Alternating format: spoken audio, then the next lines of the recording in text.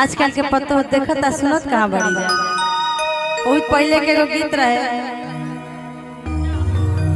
अरे कि सब केहू देखले बा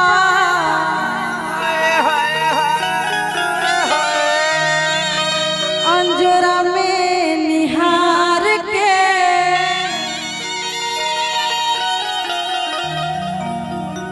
अक्का हम चलिए सासू।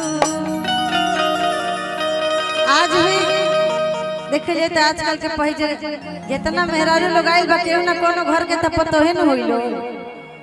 देखा तनी केहू के सर पे पल्लू नहीं खे कि का हम चलिए सासू आचर संभार के,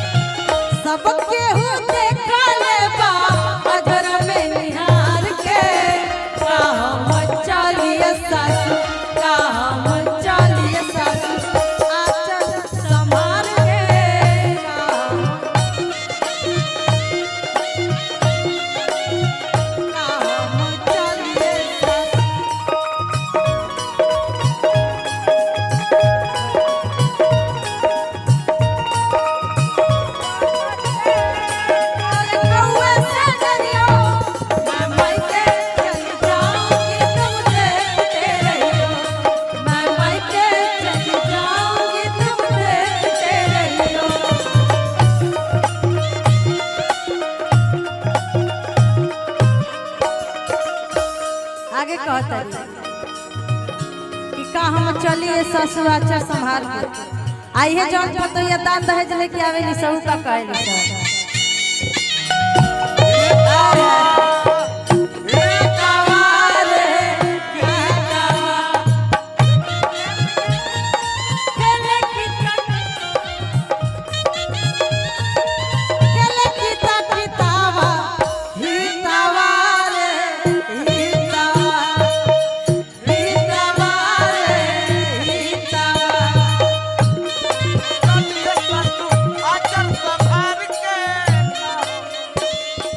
कहने की ये सासू आचर संभाल के,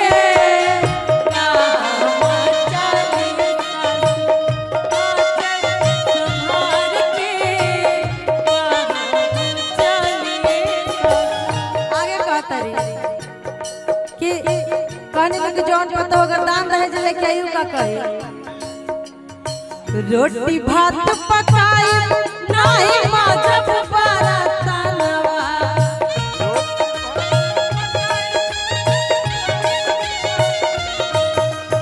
रोटी भात पकाई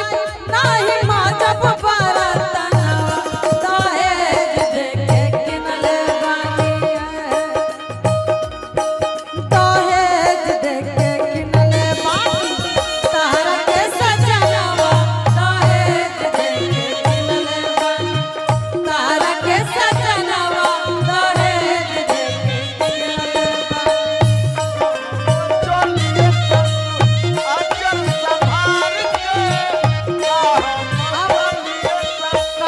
जब दान दहेज ले ले बड़ू तो मुंह बंद करके बैठो,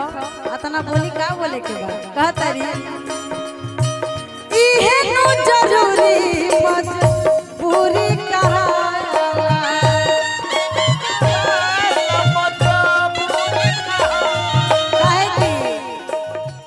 बाबूजी दुआरे पर करल जयमाला, बाबूजी दुआरे पर करल जयमाला, बाबूजी दुआरे पर करल जयमाला।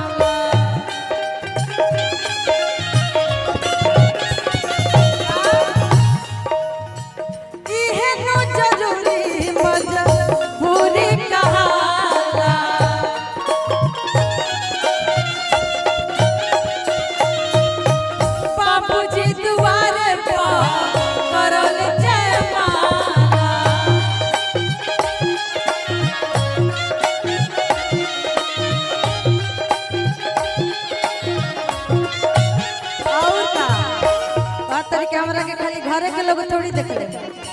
हई कैमरा मैन वाला सब लफड़ा लफंगा सबे देखले बड़े तब हमरा केकरा से ले जाए के लफुआ लफंगा देखले लफुआ लफंगा देखले कहा कमारी मार के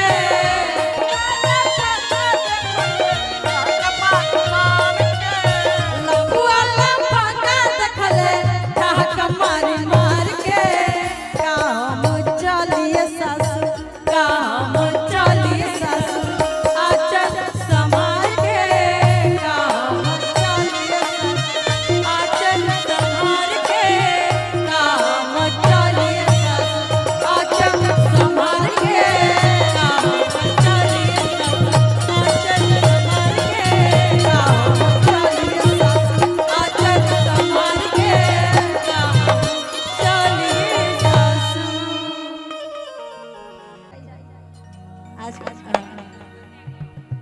कह तरीके जैसे लागत तोरा बियाह नहीं करके तू आग लगात रे आग नहीं लगात हकीकत कहत है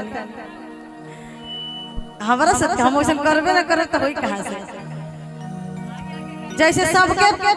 सबके सास डेरा तरे वैसे हमरो सास के डेरा ही के पड़ी डेराइए ना तो जइए कहां हां जी अरे ना लेकिन ई बात खाली गायकी के बात नहीं कही हकीकत हम त गाना गइले बनी झुमाए खातिर का लेकिन ई सही बात बा जय भक्ति करब डरामा गाना तारा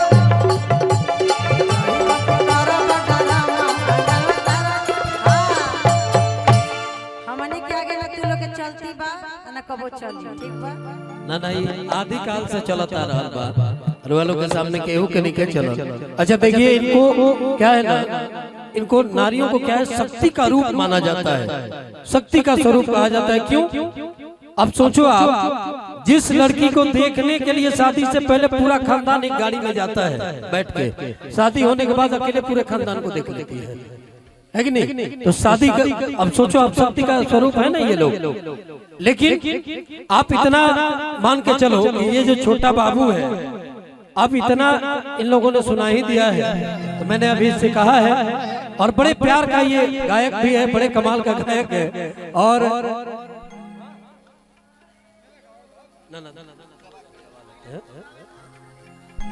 तो एक दो गाने